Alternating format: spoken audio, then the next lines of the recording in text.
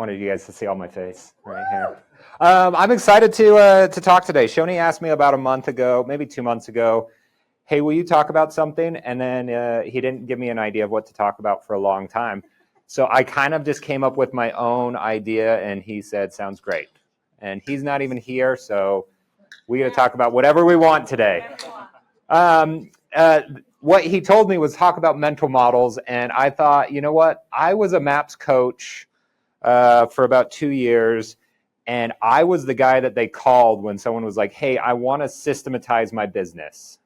And so I want to walk through a little bit of what I did for each of those people to help them feel like they systematize their business a little more. Spoiler alert, we didn't systematize their business, but every single one of them closed more transactions. So I don't think systems is always the answer. And I am a systems guy.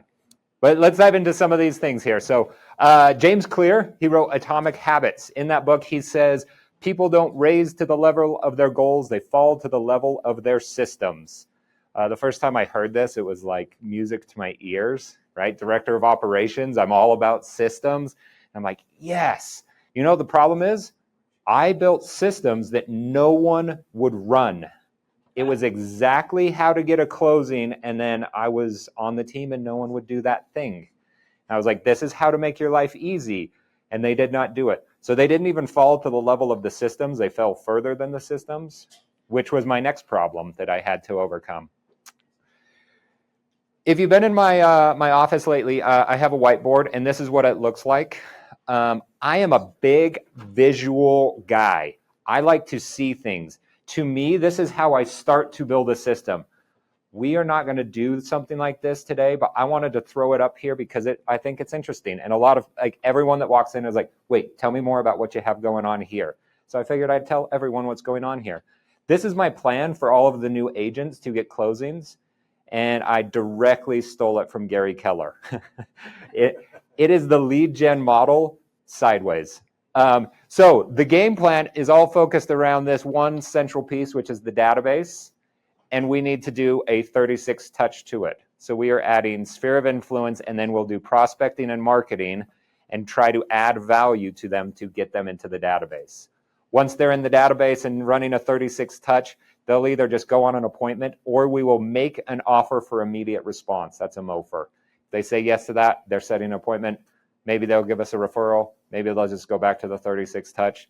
And then one day you'll get an exclusive right to sell or buyer broker agreement signed. That's the whole kind of flow chart. It looks so fun. Things are at different angles. Stuff are circled. This is what people think of when they think of building a systems, and I love doing this. But we have something else first. First becomes the process. So to me, a system is just a process that's set up to achieve a predetermined outcome, right? Some keywords in there. It's a process, and you get a predetermined outcome, right? If I want to get a closing, I know steps that I need to take, right? Gary Keller lines this up really easy. The 36 touch, do this, and you should get referrals and closings from your database. It is a system because it is a predetermined process that you run. I think it's not a system until you can pass it on to someone else. If you can teach someone to do it, and they will get similar results, then I think you have a system, and that's what you can start to run over and over and over. And that's really the big difference between like a solo agent and a team, is they start to build out these systems that anyone can go and run. And once they're running, they'll get similar results. So then it's just how many people can they plug into that system. Systems sound fancy, but I want to tell you that they are not. 90% of systems are checklists. Spoiler alert. It is a checklist, but maybe done in a fancy way. So this is my morning routine. So every morning that I get ready, I dump everything that I want to do onto my counter. Got my toothbrush, my toothpaste, razor, deodorant. If I need to cut my fingernails, I put that onto my counter. My system is, once I do it, I put it away. I accomplish two things. My side of the bathroom is never messy. And I never get to work and think, oh my goodness, did I put on deodorant today? Did I brush my teeth? That has never happened because I know when I'm done, everything is put away. What's really cool here is if I wanted to add something to it, let's say I decide I need to take some vitamins, boom, I stick that vitamin in that same drawer as all of my stuff, and now I never forget to take a vitamin. It's called habit stacking, but this is my easy system. It's my daily routine, which makes me think, do you have a routine? Like, what's your real estate routine? I know a lot of people that work in an office, get to the office, they sit on their computer, and what's the first thing they do? Email, Facebook, all of the things that are not productive. What does Gary Keller say you should do? Probably not email or Facebook. Your one thing, right? What's that? Lead generation, probably, maybe following up with your under contract, something else besides what we go and do. So just kind of like side note, like look at your routine. What are you doing? Like when you get going, what does your system look like? And how do you transition that into more of what you want it to be? Don't get on Facebook, get into lead generation, something like that. So side note there. I have a couple of easy systems that I think everyone should install at some point. One out, one in. I actually got this in reverse. It's for minimalists. If you buy a shirt, you have to throw a shirt away, which sounds awesome because I have so many clothes that I don't wear. But I'm flipping this, right? So one out, one in. When you have a buyer or a seller that ends up closing or falls out or is not going to be worked anymore, you have to go find one more. That could be your system. If you know how many people you need to be working with at any given moment, you just have to replace one every time they close. Would be super easy. Your lead generation could change with that. Maybe you're just going to say, I'm going to be consistent. I'm going to make 10 calls about real estate every single day. That could be your system. That is an easy system to do. Ideally, it's in the morning, right? That's how kind of Gary says it. DTD2, if you don't know what this is, it is you separate everyone into the first letter of their last name, and each week you call 2 of those letters. After 13 weeks, you've called the whole alphabet, you've called the entire database. So it's a very simple way. Most people that do this make like 15 calls a day. So a little more than the 10, or a week, 15 a week. So it's a little bit easier. DTD2 stands for do the database to. Yeah. I don't know what the first one is. I've always wanted to know what's DTD, the database version 1.0. It's not any good. So we're doing number 2. Task stacking. That's kind of like my get ready routine, right? I just stack all of the things there and I just go through it. Same tasks over and over and over. After I do one, I get to the next. I typically do things in the same order, but sometimes my kids mess that up. Theme days. I really like this idea. So Johnny came up with this thought of, because we talk about the 7 areas of life and we set goals in all 7 areas. Why would you not just take one of each of the days and have a focus on something there? So like maybe Friday's your money day, right? Sunday's a soul day. That one kind of makes sense. Most people go to church anyway, so focus on your soul. Monday's a relationship day. I don't know. Wednesday's your career. You do a little bit extra long work on Wednesdays. Or it just comes down to a checklist. Like transaction coordinators in the room, every single one of them have a checklist. The difference between a transaction coordinator and someone doing their own transactions is that the transaction coordinator is okay writing the checklist down. Solo agents have it all in their head. For some reason, they think, I'm not going to write this down. I'll remember it. But a transaction coordinator is above that, and they just write down all of their tasks. So it's a checklist. So I want to take you through this same, I don't want to call it a process or a system because I don't think it's there yet, but this idea that I would take these clients through when they first signed up with me and they said, I want to systematize my business. And I said, great, let's go. And then they were kind of underwhelmed at first, and then they made way more money than they ever had. And they're like, maybe this is just what I need to do. So in MAPS, we talk a lot about models here. Gary Keller has 4 models that he lays out in the Millionaire Real Estate Agent book. The first one is the economic model. Anyone know what that is? Can I explain it in 2 sentences? Nobody knows what the economic model is. We're in trouble. Hunter, you know what it is. What is it? It's basically shows how many closed units you want for the year and what that dollar amount would equate to, and then breaks down. Yeah, just that. Yeah. Exactly that. Good job. I call this business math. So if you want to make money, how much do you need to do? Right? Every business has something like this. We all just look at it a little bit different. But ultimately in real estate, it's how many appointments do I need to go on or leads that do I need to generate to make the income that I want to. It's all about conversions and math from there. Lead generation model. This was basically my system that I laid out, my little checklist on my whiteboard. It is how do you get people in, and then what do you do with them to ensure that you get closings? So it's finding the closings. The budget model, this is how you spend your money. What Gary Keller says, he calls it the 30-30-40. 30% of your revenue should go to cost of sale, right? Your cap and things like that. 30% should go to expenses, your marketing, your salaries, your other things. And then 40% should be profit. So if you close a deal and you look up and you did not make 40%, Gary Keller says you should be doing it better. If you get more than 40%, come tell me how you're doing it because I would love to copy you. And then the org model is who is in your world, right? A lot of people that are solo agents are like, it's just me. But it's like, have you hired a transaction coordinator on a per closing basis? That's someone that is in your org model. Who is your title company? Who's your lender? How do they fit into what you are doing? Do they do anything for you? Because those people also fit into this org model, right? Not as directly, you don't hire them the same and pay them the same, but they're there. So how I look at this is we need to first start by setting goals and tracking your numbers. Who here, no judgment, tracks any sort of number in your real estate business? Who tracks appointments in their business? Ooh, we got a few still. I thought we would lose a lot more.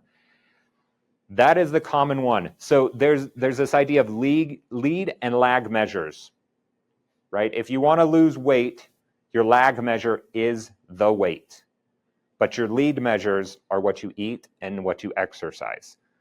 So if you wanted to lose weight, don't track your weight, track what you eat and track how much you exercise, and then the weight will just come off, hopefully.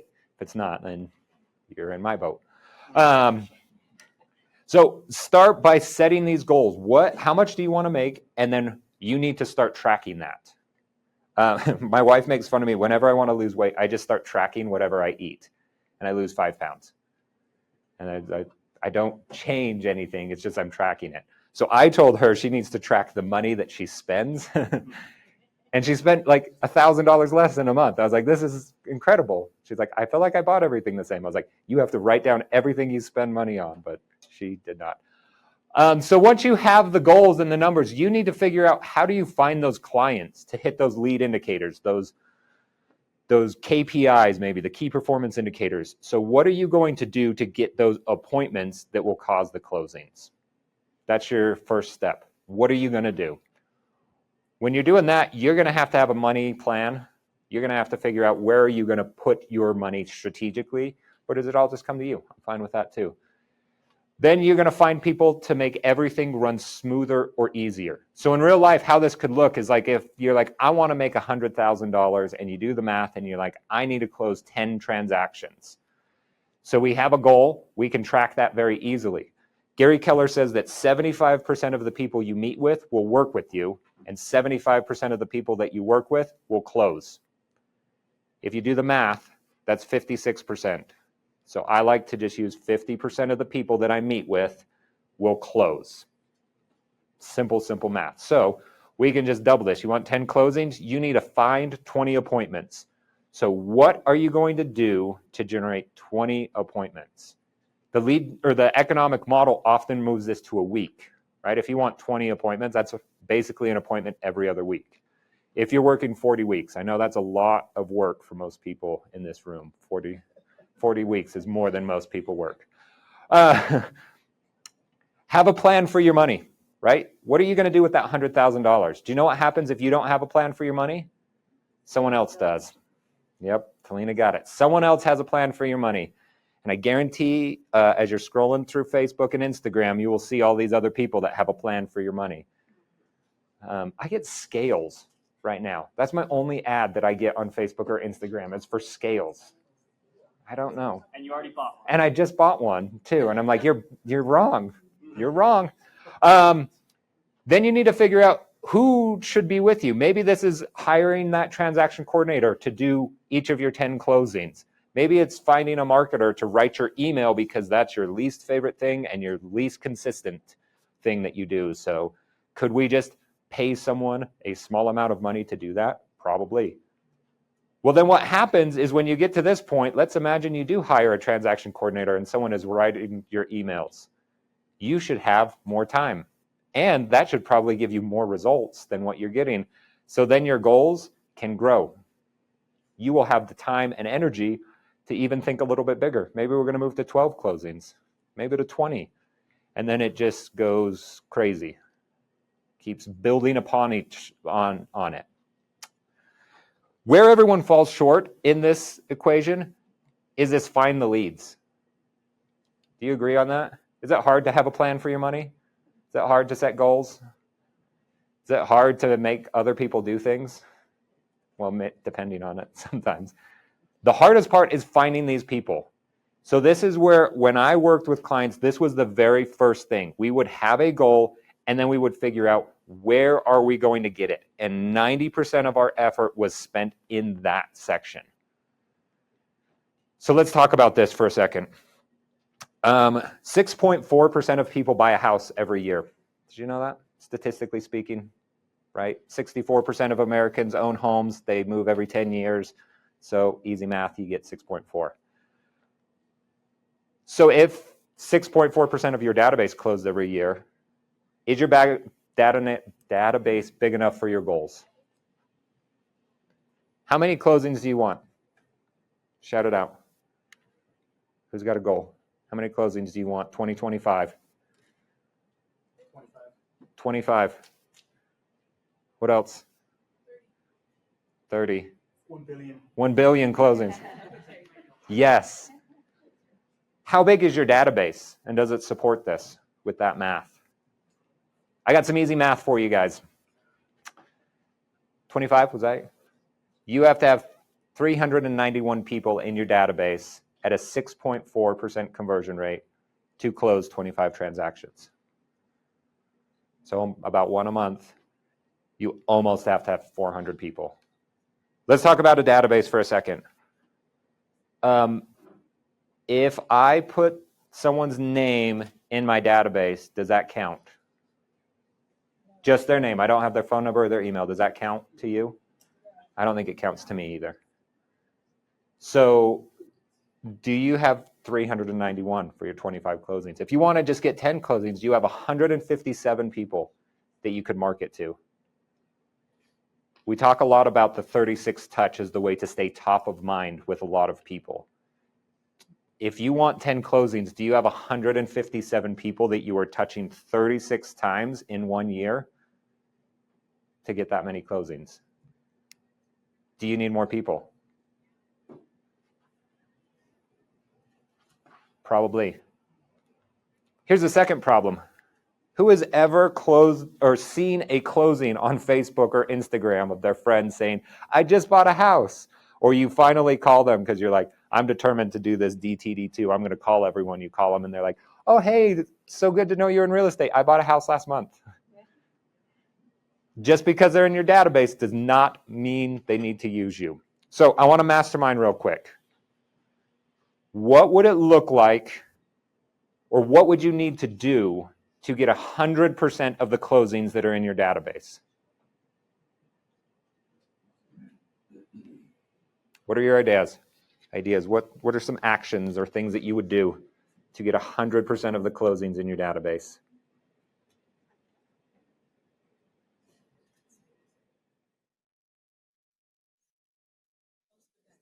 Events. Yes. Okay, how many events do you want to do?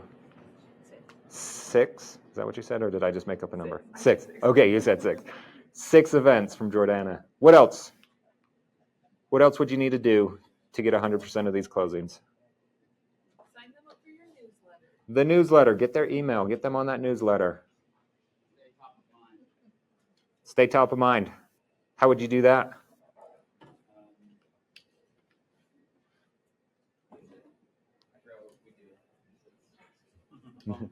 Phone calls, texts, emails. Is anyone doing anything right now that is not a phone call, text, or email? Brittany, what do you do? We do monthly mailers. A mailer. Good old-fashioned mail. Look at that. By the way, Gary Keller's 36 Touch says you should do 4 mailers if you follow exactly what he says. 4 mailers a year. What else? Anyone else doing anything? What are you saying in your mailer? What's that? What are you saying in your mailer, just for curiosity? It's just a coupon to a local restaurant. It has nothing to do with real estate. Oh, okay. Send a coupon as your mailer. Easy. Easy. I think if I were to do mailers, which I don't, I would send a birthday card with something fun in it, maybe just a coupon. I'd send a Thanksgiving card, not a Christmas card, because my wife puts all of her cards on the door, like the back of our front door. And if you send it in Thanksgiving, it will stay up through Christmas. So I'll be on the back of the door longer. And send a card for each of the events that you do, like an invite there. That will definitely keep you top of mind. Anything else that you guys can think of? I know some agents do pop buys. Go see them in person. Maybe do lunches, something with people. Think about this. What do you need to do to convert 100% of your closings? You need to do. Think on that. So as you guys are thinking of this, who's on this this right side where you need to add more people to your database? Who needs more? Okay. How about the left side where you need to convert better? Okay. Who feels like, oh shoot, I need a database? Wherever you are, I think that you should make sure that you ask yourself this question. What's the one thing I can do such by doing it that everything else becomes easier or unnecessary? For a while with my coach, I was trying to get the Red Sign Teams database to a 10% closing because Gary Keller says it's possible. So we were going to do it. We started at like 1.5%, and we made a big jump and we got to like 4%. We hired Caton and we got to like 6 or 7%. And then we kind of plateaued there. So for me, looking at it to go from 7% to 10%, do you think that's easier than hiring more agents and bring in more database or generate more leads, pay for those? It became very easy for us to see, oh, we just need more people in the database. We don't need to improve our conversion because we didn't have a plan for that. So we stopped looking at converting and we moved to add more people. I don't think it's a problem to waffle back and forth, but you need to focus on one of them as your like lead goal. Do you need more people or do you need to connect better with those people? One of my favorite bold laws is be, do, have. So as I'm thinking through this, the first thing is who do I need to be? Right? Whichever you're going to do, who do I need to be to generate more leads to add to my database? Or who do I need to be to convert 100% of my database into closings? They did this study on people that didn't run, and they had them all go run. And one group of people, they just said, go run every single day. And the other group, they said, you are runners, go run every day. And the people that kept running after the study were the people that thought to themselves, I am a runner, right? A runner's got to run. If you are a runner and you don't run, you're me. Yeah, you're not a runner. So who do you need to be? This is one of my favorite questions and activities to do is when I want to level up, I think, who do I know that does this at a crazy good level, right? Like I think of like Heather Groom, right? She's a great example. She closes crazy amounts from her database, But you know what? Heather's over there thinking, I'm not a great example. She's thinking of like, who else is doing that? Maybe Clay Winder's doing it better. Well, what is Clay doing? How do I be more Clay? Maybe you don't want to be more Clay, and that's fine with me too, because he doesn't have systems. He just runs around crazy and closes deals. So who do you have out there that does this better than you that you could use as an example? Now, as you're doing this, if you said, I want to be Heather Groom, do you know what? You have to do everything that Heather Groom is doing. She probably has more conversations than you do. So are you willing to do that? She plans crazy vacations for her sphere and invites people. Are you going to do that? If you're going to be Heather Groom, you got to go all in. If you don't want to be Heather Groom, I'm fine with that. You want to work 80 hours a week? Yes, 80-hour work weeks, that's Heather Groom. So look at it, because you have to do both the good and the bad. It might feel weird, it might feel uncomfortable, but it's just like a runner's got to run. After you run your first mile, your very first day, you're going to be dying, you're going to be sore, you're going to be uncomfortable, but a runner gets up and keeps running the next day. So that's the be. Now it's the do. I want you to ask yourself, does my process work? Has anyone ever created like past the goal, but kind of a plan, maybe a GPS or something to go move their business forward? And then you fast forward 3 months and you either have not looked at your GPS or you didn't do anything that was listed there as your plan. I feel like I'm not allowed to create plans for more than 3 months because I will not keep running my plan. So I want you to say, did I not run my process, or does my process not work? And you need to know, you need to figure out how you know this. If you're not running your process, you are the problem, right? T-Swift fans there. If you did everything in your plan and you did not get your results, then it is your process. You need to go back to the drawing board.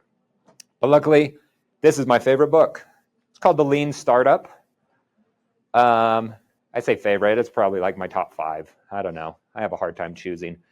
So in this book, he talks about, it's all about software, but it is very applicable to everything business.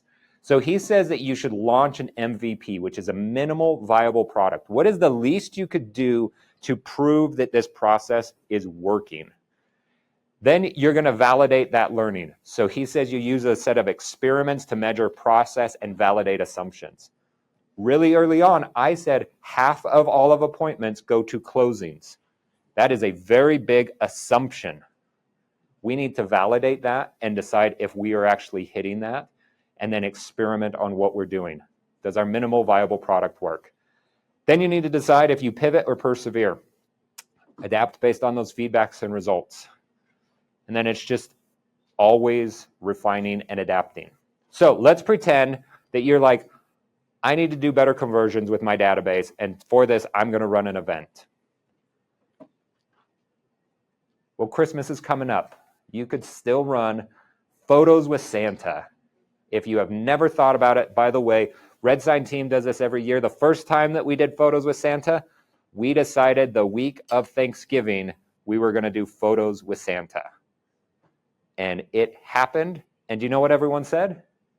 I had such a great time. Thanks for inviting me. It was chaos. It was not very well done to us, and everyone loved it. So if we were to look at like the minimum viable product, well, we need Santa for sure, because it's Photos with Santa. We probably need some sort of a background, so this is not what people are seeing, but you could do it here. Red Sign Team does it here every single year. Everyone takes their own photos. We're not even going to hire a photographer. Who cares? And then let's have hot chocolate. That could be the whole event.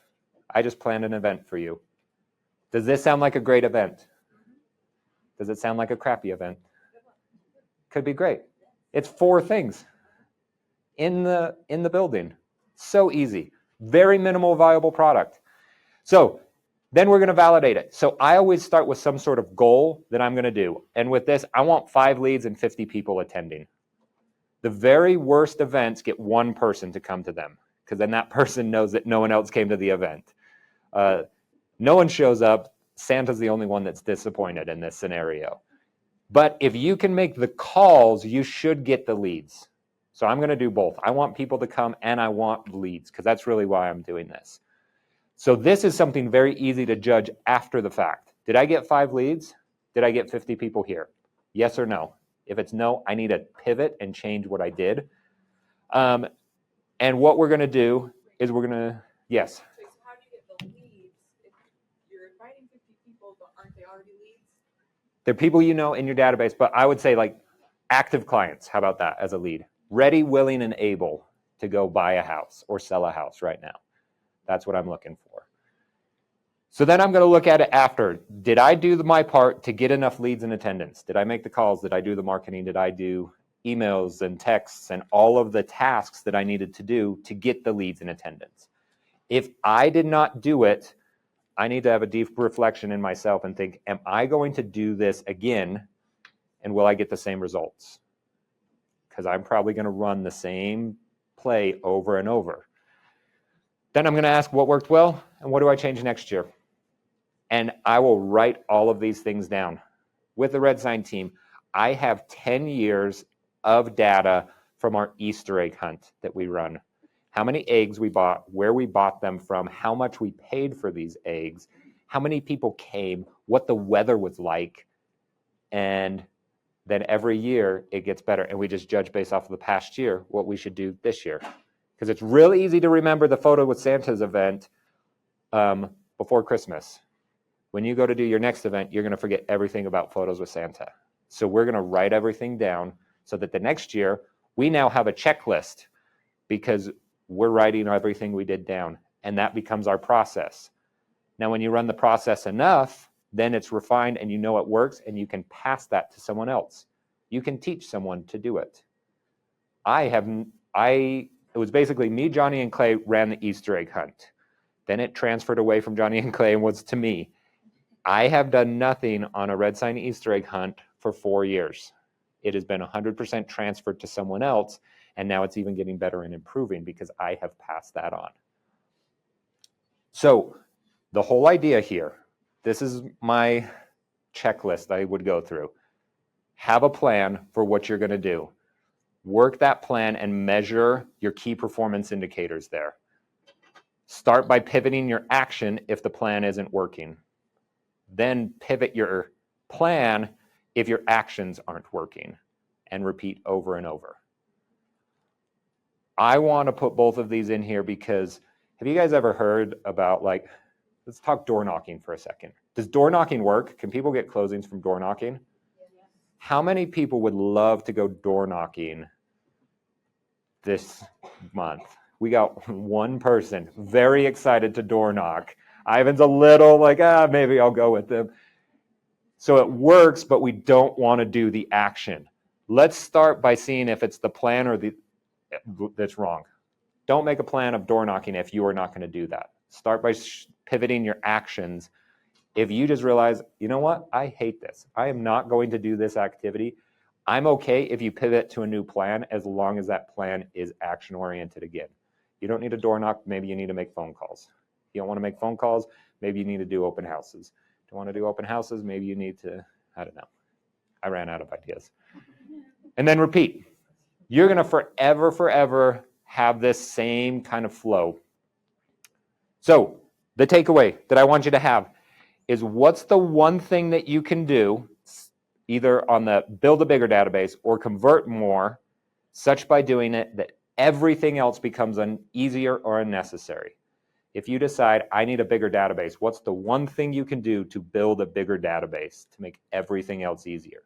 If you need to convert more, what's the one thing that you need to do to convert more leads that would make everything else either easier or unnecessary? And then that is your action plan that you need to go implement. If it's uncomfortable, that's fine. You will grow. I always joke with new agents. Remember, or agents, when they're new, the line I always say is like, what if someone wanted to write you, botching this one. What if someone called you today and said, will you write me an offer? And new agents are always like, I don't know what to do. Like, where would I even go? Like, how do I even do all of that? With all you experienced agents, if someone called and said, I want to make an offer, your first question is, wait, who are you? How'd you get my number? No, just kidding. So it becomes easier over time the more that you get uncomfortable. So if it's uncomfortable, good, but figure out what do you need to do and put that in plan for yourself. And that's all I had. Thank you.